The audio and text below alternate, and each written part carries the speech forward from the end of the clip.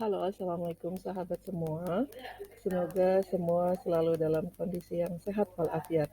Hari ini tepat di tanggal 25 Januari tahun 2022, bertepatan dengan peringatan Hari Gizi Nasional. Nah, di Hari Gizi Nasional ini saya ingin mengajak sahabat semua berdiskusi tentang permasalahan gizi yang sangat krusial, yaitu salah satunya adalah stunting, di mana di Kabupaten Karawang stunting juga merupakan permasalahan kesehatan yang memerlukan penyelesaian yang komprehensif dalam menanggulangi masalah kesehatan tersebut.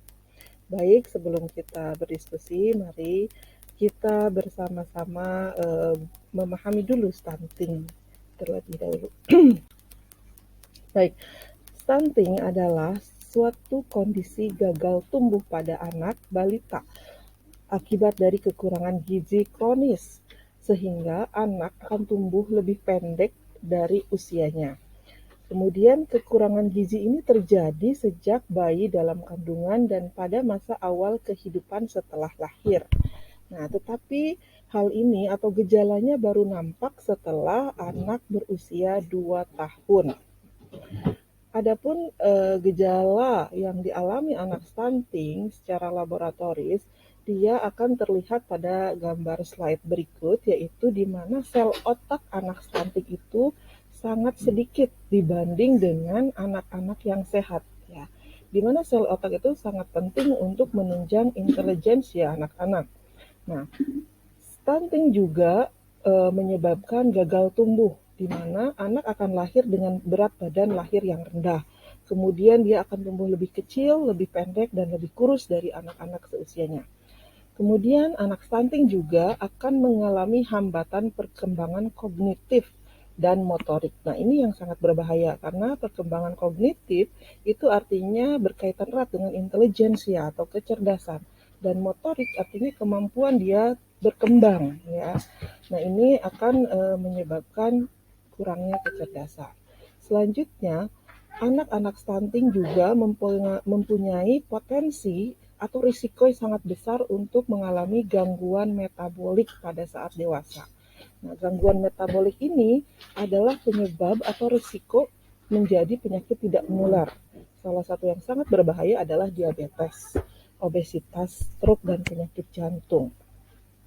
Nah, ini adalah gambaran-gambaran penyakit yang diakibatkan atau gejala yang diakibatkan oleh stunting.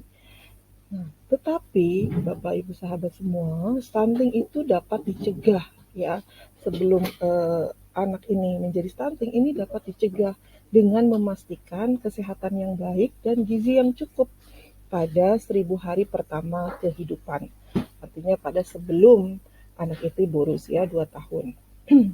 Oke, selanjutnya, nah ini adalah gejala yang digambarkan sebagai gejala stunting, yaitu kita lihat ada beberapa anak dengan usia yang sama tetapi tingginya beragam, ya, tingginya sangat pendek. Kemudian stunting juga bisa dilihat berdasarkan panjang badan per umur atau PB per U atau tinggi badan per umur. Nilai G-score-nya di bawah 2%. Oke.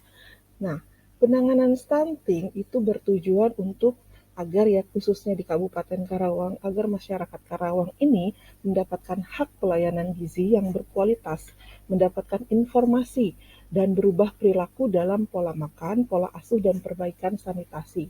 Karena stunting juga sangat erat kaitannya dengan kesehatan lingkungan. Makanya di sini harus ada konsep atau proses perbaikan sanitasi untuk mencegah terjadinya stunting. Kemudian, sasaran dari program untuk stunting, sasaran utama adalah anak atau masa usia 1000 hari pertama kehidupan. Sasaran sekunder itu adalah masa-masa remaja putri, di mana remaja putri kita ini akan menjadi calon ibu, sehingga kita akan mempersiapkan calon ibu yang sehat. Apabila remaja putri kita intervensi dengan asupan gizi yang cukup. Kemudian sasaran ketiga atau tersiernya adalah masyarakat secara umum dan khususnya keluarga, agar keluarga. Baik, untuk sasaran ketiga saya ulangi bahwa sasaran ketiga adalah masyarakat umum khususnya keluarga. Ketika keluarga sudah memahami betul pentingnya nutrisi bagi perkembangan anak bayi balita, maka diharapkan seluruh masyarakat Kabupaten Karawang bisa terhindar dan terbebas dari stunting. Nah, targetnya adalah menurunkan stunting menjadi 14% pada tahun 2024 ini untuk target nasional. Nah, untuk target Jawa Barat diharapkan 2023 itu tidak ada kasus stunting baru. Nah, sama halnya dengan Kabupaten Karawang. Saat ini kita sedang berjibaku untuk menghindari atau untuk mencegah terjadinya kasus stunting baru. Nah, ini adalah tren data tentang status gizi balita di Kabupaten Karawang, di mana selama tahun 2017 dan tahun 2020 sudah didapatkan data bahwa ada yang gizi kurangnya kita di tahun 2020 kemarin itu 3%. Mungkin angkanya kecil ya, tetapi kecil ini kalau kita absolutkan ini sekitar 4.000 balita ya, sama dengan stunting. Ini ada 2,7%. Walaupun standar normalnya ini di bawah 10, tetapi ini merupakan permasalahan gizi juga. Jadi tetap aja kita memiliki sekitar 4.000 balita yang mengalami kondisi stunting. Nah, hal ini menjadi permasalahan yang bisa kita atau harus kita selesaikan bersama. Karena permasalahan ini tidak bisa hanya sektor kesehatan aja yang menyelesaikan, tapi butuh partisipasi dan kepedulian dari seluruh masyarakat untuk mencegah terjadinya kasus stunting baru di Kabupaten Karawang. Nah, ini adalah peta sebaran desa lokus stunting di tahun 2021. Ada beberapa kecamatan dan desa yang sudah tergambar di dalam slide itu merupakan desa-desa lokus stunting di mana terdapat kasus stunting. Nah, diharapkan dengan adanya gambaran seperti ini, masyarakat Kabupaten Karawang khususnya yang tinggal di desa tersebut lebih aware, lebih peduli terhadap asupan nutrisi bagi bayi balita. Khususnya secara umum masyarakat Kabupaten Karawang bisa lebih memfokuskan asupan nutrisi buat bayi balita kita agar kita bisa terbebas dari kasus stunting. Nah, selanjutnya ini adalah kerangka pikir penurunan stunting terintegrasi di Kabupaten Karawang. Ada dua ranah dalam penyelesaian permasalahan stunting. Ranah pertama adalah intervensi sensitif, di mana intervensi ini sangat berbau kesehatan ya, karena stunting ini tidak bisa diselesaikan dengan hanya kesehatan saja. Jadi ada dua lagi, ada integrasi dari berbagai sektor di dalam menyelesaikan permasalahan stunting, yaitu disebut intervensi spesifik. Nah, kalau intervensi spesifik ini contohnya adalah agar setiap keluarga yang memiliki ibu hamil memastikan pemeriksaan kehamilan. Kemudian adanya pemberian makanan tambahan bagi ibu hamil yang sudah terdeteksi sebagai ibu hamil yang kekurangan energi kronis. Kemudian juga bagi ibu hamil dan remaja putri harus dipastikan untuk mendapatkan tablet tambah darah sehingga menghindarkan dari terjadinya anemia. Dan bagi ibu hamil harus mendapatkan suplementasi kalsium. Hal ini juga salah satu upaya untuk menghindari terjadinya anemia. Kemudian juga imunisasi dan adanya tata laksana gizi buruk pada balita atau bayi yang memang sudah pada status kurang gizi.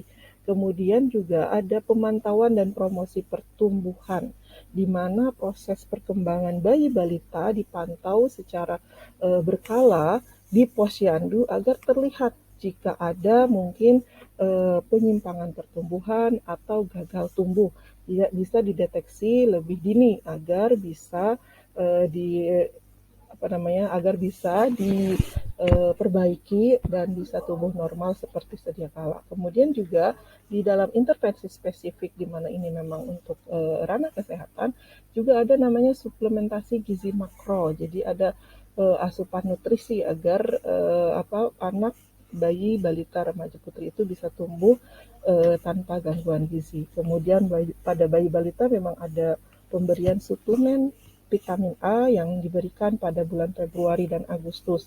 Nah, pada kasus-kasus diare itu juga ada kegiatan suplementasi zinc atau mikronutrien ya yang diberikan kepada kasus-kasus diare agar tidak menjadi kronis. Kemudian juga ada suplementasi gizi mikro dan pemberian obat cacing pada anak-anak sekolah dasar. Nah, di mana cacing ini juga merupakan salah satu masalah gizi ya, karena dengan anak cacingan itu asupan nutrisinya akan terganggu. Kemudian pada balita sakit ada manajemen terpadu untuk mengatasi balita sakit. Nah, kita akan fokus ke intervensi sensitif di sini, di mana semua lintas sektor bisa berperan di dalam menuntaskan stunting. Misalkan adanya program air bersih dan sanitasi. Program ini diharapkan bisa menghindari terjadinya kesakitan akibat lingkungan ya, contoh diare. Karena lingkungan yang tidak sehat, maka banyak kasus diare. Nah, diare itu bisa menurunkan asupan nutrisi. Jadi ini bisa menyebabkan dari terjadinya stunting. Kemudian bantuan pangan non tunai. Ini bisa diberikan kepada masyarakat yang memang membutuhkan untuk bantuan pangan sehingga masyarakat tersebut tidak mengalami kekurangan dalam mendapatkan pangan dan nutrisi. Kemudian juga jaminan kesehatan nasional.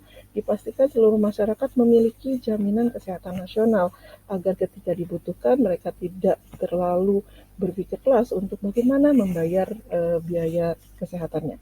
Kemudian juga pendidikan anak usia dini ini lebih kepada pemantauan tumbuh kembang ya, bagaimana memadukan pemantauan tumbuh kembang, kemudian pola asuh yang baik, perilaku hidup bersih dan sehat diterapkan sedini mungkin pada pendidikan anak usia dini. Kemudian juga ada program keluarga harapan untuk memastikan sasaran atau elemen yang paling rentan itu bisa mendapatkan asupan nutrisi dan kebutuhannya. Kemudian di sini juga ada bina keluarga balita, di mana keluarga-keluarga yang memiliki balita harus dapat memastikan balitanya tumbuh sehat tanpa kekurangan apapun. Kemudian di sini juga ada kawasan rumah pangan lestari. Ini adalah salah satu kegiatan dari Dinas Lingkungan Hidup di mana memastikan keluarga-keluarga juga memanfaatkan pekarangan untuk memenuhi kebutuhan sehari-hari. Kemudian ada fortifikasi pangan. Nah, strateginya ada peningkatan ketahanan pangan keluarga, akses pangan, akses air bersih, ada juga surveillance atau pengamatan pengawasan terjadinya penyakit melalui forum-forum desa siaga aktif. Oke, selanjutnya, nah ini adalah cakupan layanan program tahun 2020 berdampak signifikan terhadap penurunan stunting jika mencapai 90%. Nah, ini butuh juga kepedulian dan partisipasi dari seluruh masyarakat. Karena di sini programnya adalah dipastikan bahwa remaja putri mendapatkan tablet tambah darah minimal 60% ya. Minimal 60% semua remaja putri mendapatkan tablet tambah darah. Ya harusnya 100% ya, tapi ya dengan data ini bisa disampaikan bahwa stunting bisa dihilangkan untuk kasus baru stunting. Kemudian juga kita harus memastikan adanya kunjungan kehamilan. Jadi ibu-ibu yang hamil harus mendapatkan konseling atau datang kepada ibu bidan di desa atau di puskesmas untuk mendapatkan pemeriksaan agar bisa terdeteksi secara dini apabila ada kelainan-kelainan di masa kehamilan ya. Kemudian juga yang dipastikan yang harus juga mendapatkan perhatian dari masyarakat adalah setiap ibu yang melahirkan minta agar anaknya diproses IMD atau inisiasi menyusui dini, di mana bayi distimulasi untuk menyusu lebih awal.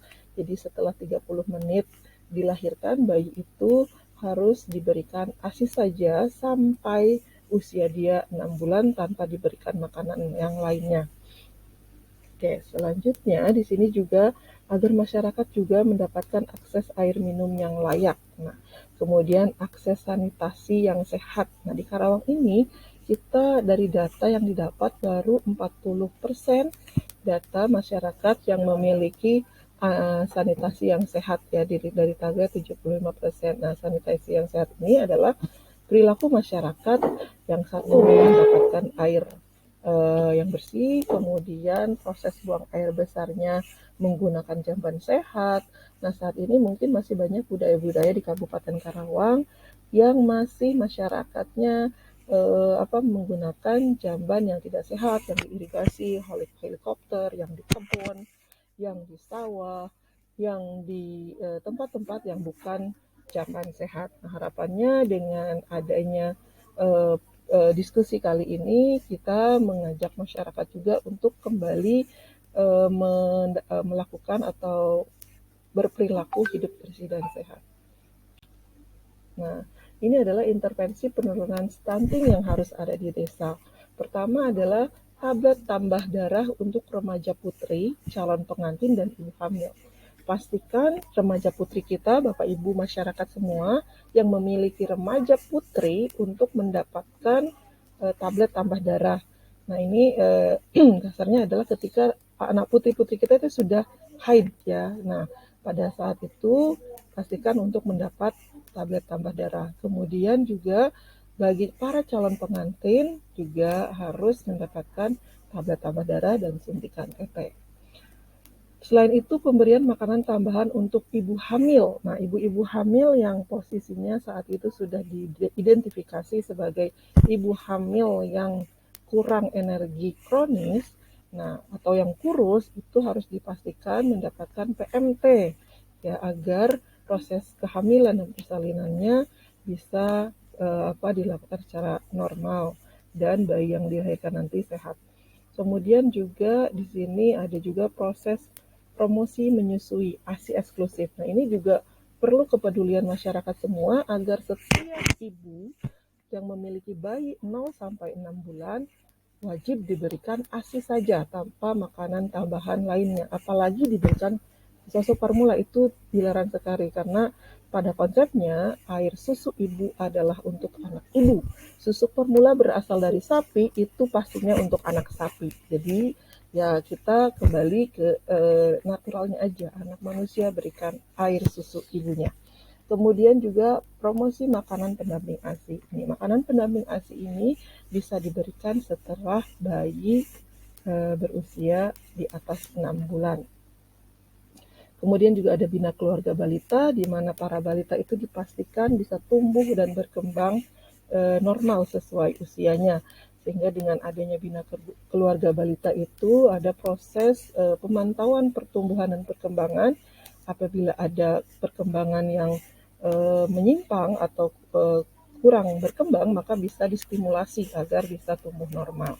Kemudian juga suplementasi vitamin A, suplemen multivitamin dan mineral, kemudian ada pemberian obat cacing. Ini juga perlu karena bagi anak-anak ya khususnya usia bermain itu kita harus pastikan dia juga minum obat cacing agar terhindar dari kecacingan karena kecacingan juga sangat bisa berpengaruh terhadap kurangnya nutrisi anak. Nah, nutrisi tadi adalah permasalahan penyebab dari stunting. Dan juga kegiatan posyandu ini harus juga ditingkatkan karena di posyandu itu merupakan wadah masyarakat dalam berkumpul dan mendapatkan informasi-informasi kesehatan serta mendapatkan pemeriksaan-pemeriksaan yang diperlukan. Oke ya. Oke, nah ini adalah perilaku kunci untuk mencegah stunting. Jadi ada beberapa perilaku yang bisa dilakukan dalam mencegah stunting. Perlu diingat, stunting setelah dinyatakan stunting itu tidak bisa diobati, hanya bisa di-maintenance nutrisi. Tapi stunting bisa dicegah. Nah, dicegahnya ini adalah dengan melakukan perilaku-perilaku di bawah ini. Seperti pertama, saat ibu atau di dalam keluarga Anda ada seorang ibu hamil, maka harus diperiksa bidan minimal 4 kali selama kehamilannya. 1 kali di trimester 1, 1 kali di trimester 2, dan 2 kali di trimester 3. Kemudian setiap ibu hamil pastikan untuk mendapatkan tablet tambah darah sebanyak minimal 90 butir tablet tambah darah selama masa kehamilan dan nifas. Yang ketiga, setiap bayi 2 tahun, Mbak Duta, itu bayi 2 tahun, diukur berat badannya secara rutin setiap bulan, bisa di posyandu atau di tempat lain. Yang penting pemantauan kesehatannya terukur secara berkala. Kemudian yang keempat, setiap bayi 2 tahun secara rutin diukur panjang dan tinggi badannya oleh tenaga kesehatan setiap minimal 6 bulan agar kita bisa lihat perkembangan tinggi badannya, karena memang stunting itu lebih mudah terdeteksi dari tinggi badan ya. Kemudian yang kelima, setiap ibu melahirkan termasuk biayanya mendapatkan perawatan nifas dari bidan atau dokter minimal 3 kali perawatan selama 42 hari setelah melahirkan. Untuk itu, ini juga perlu dipastikan juga proses jaminan kesehatannya seperti BPJS dan lain-lainnya ini harus dipastikan sebelum dia bersalin. Kemudian yang selanjutnya perilaku kunci adalah setiap bayi usia 12 bulan atau sebelum 1 tahun itu harus mendapatkan imunisasi dasar lengkap sesuai standar kesehatan. Nah, yang ketujuh, ini setiap orang tua atau pengasuh di mana yang untuk ibu bekerja biasanya anak-anaknya diasuh oleh selain ibunya yang berusia 0 sampai 2 tahun, sebelumnya pengasuhnya itu harus mengikuti konseling gizi minimal sebulan sekali agar beliau juga bisa memahami kebutuhan gizi bagi anak-anak yang diasuhnya ya. Kemudian yang kedelapan, setiap ibu hamil atau memiliki anak atau ibu hamil dan ibu yang memiliki anak usia 0 sampai 2 tahun dari keluarga rentan harus mendapatkan kunjungan konseling terpadu, yaitu perawatan kehamilan, konseling gizi, dipastikan itu pada saat melahirkan dilakukan inisiasi menyusui dini, minimal 1 bulan sekali ya. Kemudian yang kesembilan, setiap ibu rumah tangga yang hamil dan menyusui atau ibu yang memiliki anak usia 0 sampai 2 tahun memiliki akses atau dapat mendapatkan air minum yang layak, yang sehat sesuai standar kesehatan. Kemudian yang ke-10, setiap rumah tangga yang di dalamnya ada ibu hamil atau menyusui atau rumah tangga tersebut memiliki anak berusia 0 sampai 2 tahun harus memiliki jamban keluarga atau akses sanitasi yang layak. Nah, yang ke-11 ini terkait dengan jaminan layanan sosial atau kesehatan. Setiap anak usia 0 sampai 2 tahun diharapkan atau diwajibkan memiliki akte kelahiran ya. Kemudian yang ke-12, setiap rumah tangga yang memiliki ibu hamil atau yang memiliki anak usia 0 sampai 2 tahun mendapatkan jaminan layanan kesehatannya atau jaminan sosial. Nah, yang ke-13, setiap orang tua atau pengasuh yang memiliki anak asuhnya sampai usia 3 tahun harus mengikuti kegiatan parenting dalam layanan PAUD minimal sebulan sekali agar meningkatkan wawasan dia bagaimana menerapkan pola asuh yang baik. Yang ke-14, setiap anak usia 3 dan 6 sampai 6 tahun aktif mengikuti minimal 80% jadwal layanan PAUD. Nah, ini juga harus kita kita terapkan di mana kita juga bisa meningkatkan nutrisi gizi itu dari pekarangan. Contohnya sumber vitamin dan mineral itu bisa didapatkan dari lalapan, sayuran hijau, cabai, tomat, semangka, pisang, pepaya, rambutan, jambu biji, dan lain-lain. Mudah didapatkan di Kabupaten Karawang. Kemudian sumber protein dan mineral juga bisa kita dapatkan dari ikan, ayam, telur, daging dari ternak kecil, dan lainnya. Nah, karbohidrat tentunya dari nasi, jagung, ubi jalar, ubi kayu, talas. Nah, ini juga sebagai salah satu pilihan dari karbohidrat. Jadi kita jangan terlalu fokus dengan nasi, tidak harus nasi, tapi ada pilihan makanan pokok lainnya.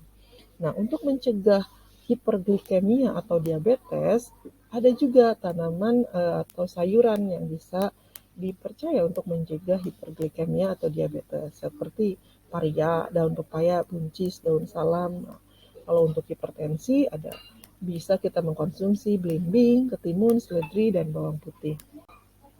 Nah, demikianlah diskusi kita kali ini terkait pencegahan stunting.